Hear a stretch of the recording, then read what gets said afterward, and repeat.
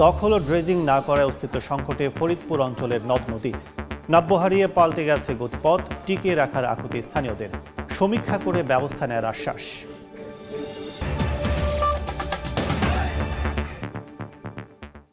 আমন্ত্রণ সময় সংবাদের নিয়মিত আয়োজন বিভাগীয় সময়। থাকছে সপ্তাহের 7 দিন ভিন্ন ভিন্ন বিভাগের সংবাদ নিয়ে। আজ থাকছে ঢাকা বিভাগ, সঙ্গে আছে আমি কাজল আব্দুল্লাহ। দীর্ঘদিন ড্রেজিং না করায় অস্তিত্ব সংকটে মাদারীপুরের নদ নদীগুলো। হারিয়েছে নাব্য, কয়েকটি নদীর গতিপথও পরিবর্তন হয়েছে। স্থানীয়দের ভাষ্য, একসময়ের খরস্রোতা নদীগুলো আজ মৃতপ্রায়। প্রাকৃতিক ভারসাম্য রক্ষায় এগুলো টিকিয়ে রাখা একান্ত প্রয়োজন। এদিকে সমীক্ষা করে নদ নদীর ড্রেজিংয়ের ব্যাপারে সিদ্ধান্ত নেওয়ার কথা জানিয়েছে স্থানীয় পানি উন্নয়ন বোর্ড। শাহাদাত আকনের তোলা ছবিতে সঞ্জয় কর্মকার, অভিজিতের রিপোর্ট। একদিকে ফসলি জমি, অন্যদিকে জেগে বসেছে চর। দেখে বোঝার উপায় নেই এটি নদী নাকি কোনো মরা খাল। দীর্ঘদিনেও ড্রেজিং না হওয়ায় মাদারীপুরের শিবচরের বিলপদ্মা নদীর এমনই মরণ দশা। এক সময়ে এই নদী দিয়ে চলাচল করেছে বড় বড় জাহাজ, ছিল নদী বন্দর কেন্দ্রিক ব্যবসা বাণিজ্যে প্রসার। রাজধানী ঢাকায় লঞ্চে যাতায়াত করতেন স্থানীয়রা, অথচ কালের বিবর্তনে নদীটি এখন অস্তিত্ব সংকটে। ওই পর্যন্ত নদী ছিল আর ওইদিকে ছিল ওই পর্যন্ত, কিন্তু এখন চর পড়াতে নদীও সাইফে গেছে গা, ছোট হয়ে গেছে গা। লঞ্চ চলছে বা ট্রলার চলছে, অন্য তো শুকিয়ে গেছে। পান্না থেকে আরেক পান্নায় মাটি ভাঙে, আবার ওই পান্নায় যায় জোড়া হয়, আস্তে আস্তে এরকম ছোট হয়ে গেল। এদিকে মরণ দশা নিয়ে কোনো মতে টিকে আছে সদর উপজেলার আড়িয়ালখা নদ, কুমার নদ। দীর্ঘদিন ড্রেজিংয়ের অভাবে কোথাও তৈরি হয়েছে বালুচর, হারিয়েছে নাব্য, হারিয়েছে জৌলুসও, নেই খরস্রোতের সেই চিরচেনা রূপ। প্রকৃতি ও পরিবেশের ভারসাম্য রক্ষায় নদ নদীগুলোকে ড্রেজিংয়ের মাধ্যমে বাঁচিয়ে রাখার আহ্বান এলাকাবাসীর। আগে এক সময় নদী ছিল, বড় নদী, এখন মরে গেছে গা। এখন খনন করলে ভালো হয়। খনন করলে আমাদের মাছ হইব, আমরা নদী নালা পাট জাগ দিতে পারবো। তারপরে আমরা ওই যে মনে করেন বিভিন্ন রকম চলাচলতি, ট্রলারে চলাচলতি মানুষের জনগণের ভালো হইব। নদীর পানি প্রবাহ সচল ও ধারণ ক্ষমতা বাড়াতে সমীক্ষা করে ড্রেজিংয়ের উদ্যোগ নেয়ার কথা জানান স্থানীয় পানি উন্নয়ন বোর্ডের কর্মকর্তা। পাড়ে যদি ভাঙন না থাকে, মানে এমন চর পড়ে গেছে, ওর পাশে তীব্র ভাঙন দেখা দিচ্ছে, সেক্ষেত্রে যদি চর অপসারণ করলে নদীর গতিপথ পরিবর্তন হতে পারে। এটা একটা সমীক্ষার বিষয় আর কি। সেই সমীক্ষায় যদি বলে যে হ্যাঁ পরিবর্তন হবে, তখন আমরা ওই জায়গায় যাই ড্রেজিং করি। জেলার 5টি উপজেলায় কাগজে কলমে 17টি নদ নদী থাকলেও 250 কিলোমিটার এলাকা জুড়ে পদ্মা, পালর্দি, ময়নাকাটা, বিশারকান্দি সহ দৃশ্যমান নদ নদীর সংখ্যা 10টি। সঞ্জয় কর্মকার, অভিজিৎ, সময় সংবাদ, মাদারীপুর। বিস্তারিত জানাতে এই মুহূর্তে মাদারীপুরে আছেন সহকর্মী সঞ্জয় কর্মকার, অভিজিৎ। এছাড়া মুন্সিগঞ্জে আছেন নাসিরউদ্দিন উজ্জ্বল, তার সঙ্গে আছেন বিআইডব্লিউটি এর উপপরিচালক ওবায়দুল করিম খান। সরাসরি শুরুতে যাচ্ছি অভিজিতের কাছে। মাদারীপুরে জেলায় আসলে নদ নদীর সংখ্যা আমাদের কাছে যে পরিসংখ্যান, তাতে 17টি নদ নদীর সংখ্যা রয়েছে। অথচ বাস্তবতায় হিসাব করে দেখলে আমরা 10টির বেশি নদ নদীর এখন দৃশ্যমান কোনো অস্তিত্ব নেই। সর্বোচ্চ 10টি নদ নদী রয়েছে। আমরা কথা বলেছিলাম স্থানীয় পানি উন্নয়ন বোর্ডের শীর্ষ কর্মকর্তা নির্বাহী প্রকৌশলী সানাউল কাদের খানের সাথে। তিনি আমাদেরকে জানিয়েছেন যে সমস্ত এলাকায় নদীতে নাব্য সংকট দেখা দিয়েছে, অর্থাৎ কোথাও ডুবোচর রয়েছে এবং যেখানে পলি পরে ভরাট হয়ে গেছে, নৌ চলাচল ব্যাহত হচ্ছে, সেই সমস্ত এলাকায় আপাতত তারা তেমন কোনো খনন কার্যক্রম চালাতে পারবেন না, যেহেতু কোনো প্রকল্প হাতে নেই।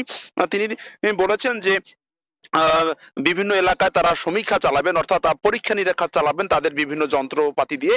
সে পরীক্ষা শেষে যদি তারা প্রয়োজন মনে করেন সে সমস্ত এলাকায় নদীতে খনন করবেন, অথবা ড্রেজিং এর মাধ্যমে আবারও যে নৌপথ সচল সেটি কিন্তু চলাচলের জন্য তিনি করবেন বলে আমাদেরকে জানিয়েছেন। তিনি আরেকটি বিষয় জানিয়েছেন যে বিআইডব্লিউটিএ এবং বাংলাদেশ পানি উন্নয়ন বোর্ড, এই দুটি দপ্তর থেকে মূলত এই নদী খনন করা হয় এবং নৌ চলাচল স্বাভাবিক রাখতে তারা প্রয়োজনীয় ব্যবস্থা গ্রহণ করে থাকেন। মাদারীপুরের যে ঢাকা থেকে সরাসরি মাদারীপুরে বিভিন্ন লঞ্চ চলাচল করতো, সেই লঞ্চ চলাচল কিন্তু এরই মধ্যে বন্ধ হয়ে গেছে।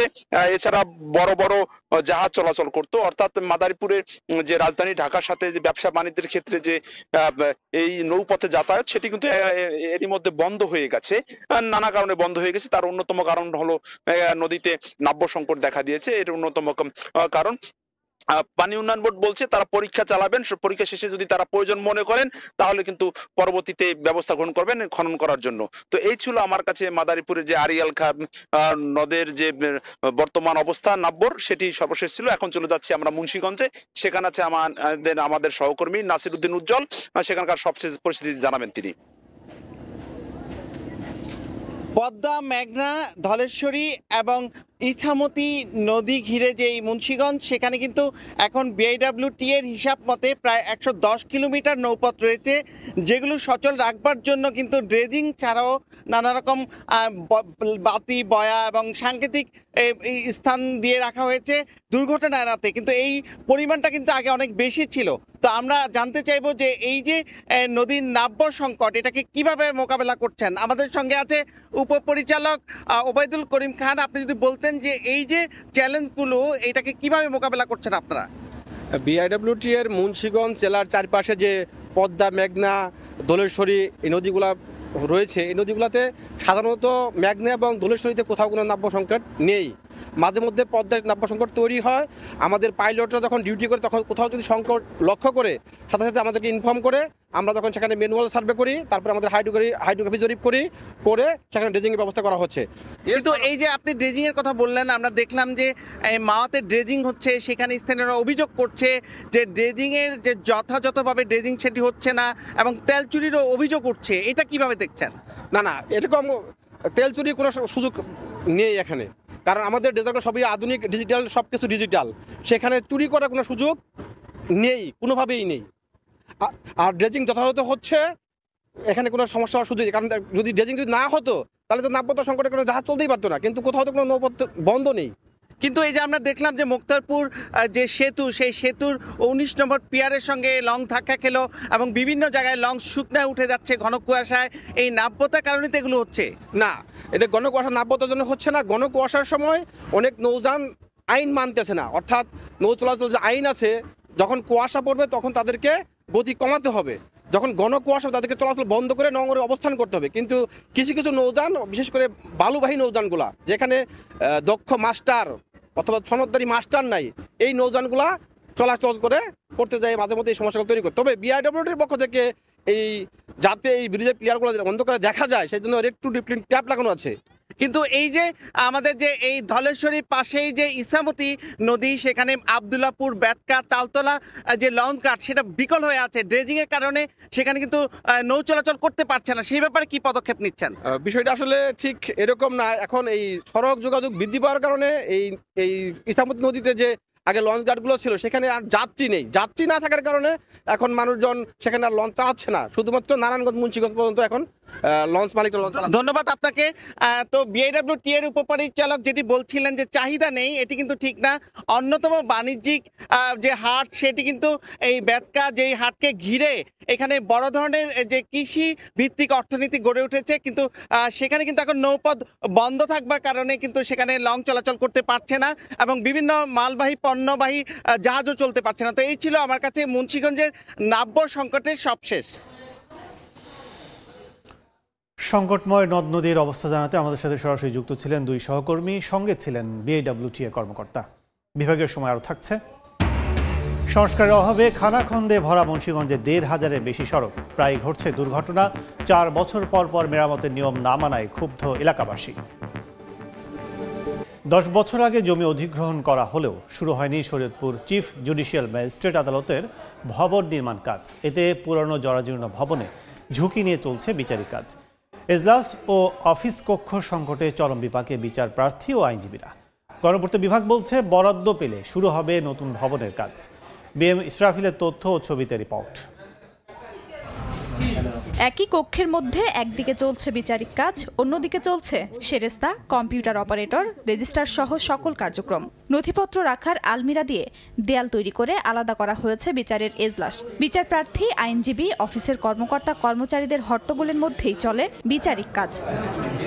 1994 সালে নির্মিত হয় শরীয়তপুর জেলা ও দায়রা জজ আদালতের 4তলা ভবন। আর এই ভবনটিতেই চলে জেলার বিচারিক কার্যক্রম। একটি ভবনে জায়গা না হওয়ার পাশাপাশি 3টি টিনশেড ভবন এবং ডিসি ভবনের একটি কক্ষ সহ আরও 5টি টিনশেড ঘরে চলে গুরুত্বপূর্ণ বিচারের কাজ। এজলাস সংকট আর নথি সংরক্ষণ জটিলতায় তৈরি হচ্ছে মামলার জট। বিচারক সাহেব বিচার করেন, কিন্তু ওই কথা তার কানে যায়, এই জন্য তার বিচার কার্যে বিঘ্ন সৃষ্টি হয়। ছোট রুমে আমাদের এই কাজকর্ম করতে অনেক অসুবিধা হয়। কেউ বাইরে যায় দাঁড়ায়, কেউ কাজ করে, আবার তার কাজ শেষ হলে বাইরে যায় দাঁড়াতে হয়।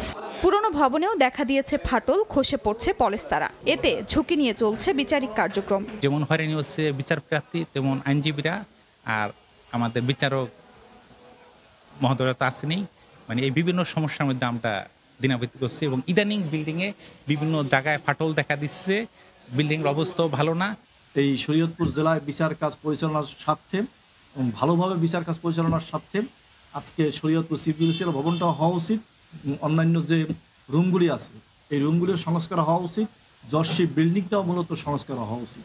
জমি অধিগ্রহণ, ডিজিটাল সার্ভে, সয়েল টেস্ট সম্পন্ন হলেও বরাদ্দ না পাওয়ায় নতুন জুডিশিয়াল ম্যাজিস্ট্রেট ভবন নির্মাণ সম্ভব হচ্ছে না বলে জানিয়েছে গণপূর্ত বিভাগ। প্রকল্প অনুমোদন হইলে আমরা এই কাজটা শুরু করতে পারি এবং এই কাজ শেষ হইলে এখানে যে অফিসের যে এখন স্পেসের সমস্যা হচ্ছে এটা ঠিক হয়ে যাবে। প্রতিদিন গড়ে অন্তত 80 থেকে 100টি মামলার শুনানি ও নিষ্পত্তি হচ্ছে শরীয়তপুর চিফ জুডিশিয়াল ম্যাজিস্ট্রেট আদালতে। সময় সংবাদ, শরীয়তপুর। মুন্সিগঞ্জে খানাখন্দে ভরা সড়কে ভোগান্তি। জেলায় 367 কিলোমিটার সড়ক ও জনপথের এবং স্থানীয় সরকার প্রকৌশল অধিদপ্তর এলজিইডির সড়ক আছে 2500 কিলোমিটার। তবে সংস্কারের অভাবে যাতায়াতে চরম দুর্ভোগে স্থানীয়রা। কর্তৃপক্ষ বলছে তহবিল সংকটে সব সড়ক মেরামত করা যাচ্ছে না। নাসিরউদ্দিন উজ্জ্বলের রিপোর্ট, ছবি তুলেছেন আবু সাইদ। পিচ ঢালাই উঠে গিয়ে সৃষ্টি হয়েছে খানাখন্দের। ইটের খোয়া ফেলে জোড়াতালি দেয়া হলেও বিভিন্ন স্থানে গ্রামীণ সড়কে চলাচলে পোহাতে হচ্ছে ভোগান্তি। যানবাহন বিকলের সঙ্গে ঘটছে ছোট বড় দুর্ঘটনা। মুন্সিগঞ্জ সদর, টঙ্গিবাড়ি, গজারিয়া, শ্রীনগর, সিরাজদিখান ও লৌহজং উপজেলার বিভিন্ন সড়কের এখন নাজুক অবস্থা। কত কষ্ট করুন চাই ডেলিভারি রোগী, মাঝে মাঝে আমরা ডেলিভারি করবো হাসপাতালে গিয়া, ওই মনে করেন রাস্তার মধ্যে ডেলিভারি হয়ে যায়। সংশ্লিষ্টরা বলছেন চলতি অর্থ বছরে মাত্র 54 কিলোমিটার সড়ক এলজিইডি সংস্কার করছে। মান নিশ্চিত করে বাকি রাস্তাও মেরামত করা হবে। ভবিষ্যতে যদি আরো ফান্ডের ব্যবস্থা করা যায়, হয়তো আমরা আমাদের এই রাস্তাগুলো আরো সুন্দর এবং দ্রুত সময়ে সুন্দরভাবে করতে পারবো। সড়ক ও জনপথ এবং এলজিইডি ছাড়াও মুন্সিগঞ্জ পৌরসভার অধীনে 120 কিলোমিটার ও মিরকাদিম পৌরসভার অধীনে রয়েছে 31 কিলোমিটার সড়ক। মুন্সিগঞ্জের সাতানিখিল থেকে নাসিরউদ্দিন উজ্জ্বল, সময় সংবাদ। বাড়িতে চলছে হালি পেঁয়াজের আবাদ। কৃষকরা বলছেন এবছর বিএডিসি সরবরাহকৃত প্রণোদনার পেঁয়াজ বীজে চারা না গজানোয় ক্ষতিগ্রস্ত হয়েছেন তারা। তবে আবহাওয়া অনুকূলে থাকলে জেলায় এবছর পেঁয়াজের আবাদ লক্ষ্যমাত্রা ছাড়িয়ে যাবে বলে আশা কৃষি বিভাগের। আশিকুর রহমানের রিপোর্ট। বিস্তীর্ণ মাঠ জুড়ে হালি পেঁয়াজের আবাদ, আগাছা পরিষ্কার, সেচ দেয়া সহ নানা পরিচর্যায় ব্যস্ত কৃষক। সারা দেশের মোট উৎপাদিত পেঁয়াজের 14 ভাগ উৎপাদন হয় রাজবাড়ী জেলায়। তাই হালি পেঁয়াজ রোপণে এই মুহূর্তে ব্যস্ততা বেড়েছে জেলার কৃষকদের মাঝে। অনেকেই আবার রোপণ শেষে ব্যস্ত পরিচর্যায়। এবছর বিএডিসির সরবরাহকৃত প্রণোদনার পেঁয়াজ বীজে চারা না গজানোয় ক্ষতিগ্রস্ত হয়েছেন জেলার প্রায় 4000 কৃষক। যে কারণে শেষ সময়ে বেশি দামে বীজ কেনায় উৎপাদন খরচ বেড়েছে বলে দাবি কৃষকদের। আমরা কিনে লাগাইতেছি, বহুটা খরচা চলছে। বর্তমান সার ওষুধের যে দাম বাড়ছে, আমাদের কৃষকদের জন্য অনেক কষ্ট হয়ে যাচ্ছে।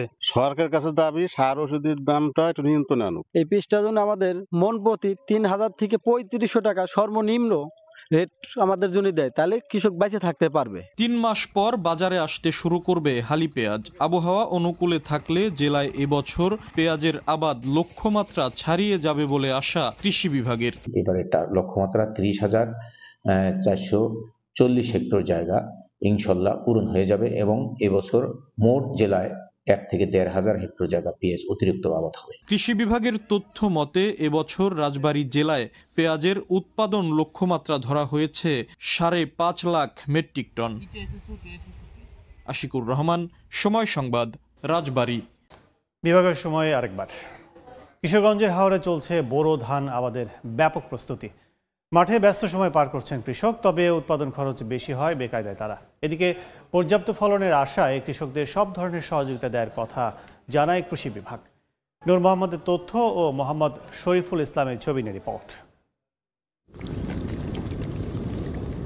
ধানের চারা সংগ্রহ, নিড়ানি, জমি প্রস্তুত সহ নানা কাজে ব্যস্ত কৃষক। বোরো ধান আবাদের মৌসুমকে ঘিরে প্রস্তুত হচ্ছে ফসলের মাঠ। কিশোরগঞ্জের হাওরের মাঠে মাঠে চোখে পড়বে এমন কর্মযোগ্য। আধুনিক পদ্ধতির পাশাপাশি গরু মহিষ দিয়ে হাল চাষের পর জমিতে পানি সেচও দেওয়া হচ্ছে। তবে কৃষকরা বলছেন বাজারে ডিজেলের দাম বেশি, এছাড়া সার, কীটনাশক সহ অন্যান্য কৃষি উপকরণ কিনতে হচ্ছে চড়া দামে। এতে দিন দিন বাড়ছে উৎপাদন খরচ, কিন্তু বিক্রির সময় বাজারে মিলছে না আশানুরূপ দাম। 500-600 টাকা মন, তাই আমরা তো হুঁশে না, এই দামটা দুটো বাড়ায় দেয় তাহলে আমরা একটু পুষে আর কি। জেলার 13টি উপজেলার মধ্যে 5টি আংশিক ও 3টি সম্পূর্ণ হাওর অধ্যুষিত। কৃষকদের সব ধরনের সহযোগিতার আশ্বাস কৃষি বিভাগের। কোথাও যাতে সারের কোনো সমস্যা না হয়, যেন উচ্চ মূল্যে কোথাও সার বিক্রি না হয়, সে ব্যাপারে আমরা আমাদের পদক্ষেপ গ্রহণ করেছি। চলতি মৌসুমে জেলায় 1,68,000 হেক্টর জমিতে বোরো ধান আবাদের লক্ষ্যমাত্রা নির্ধারণ করা হয়েছে। সময় সংবাদ, কিশোরগঞ্জ। এই ছিল বিভাগীয় সময়। আগামীকাল থাকবো চট্টগ্রাম বিভাগের আয়োজন নিয়ে, সঙ্গেই থাকুন সময়ের।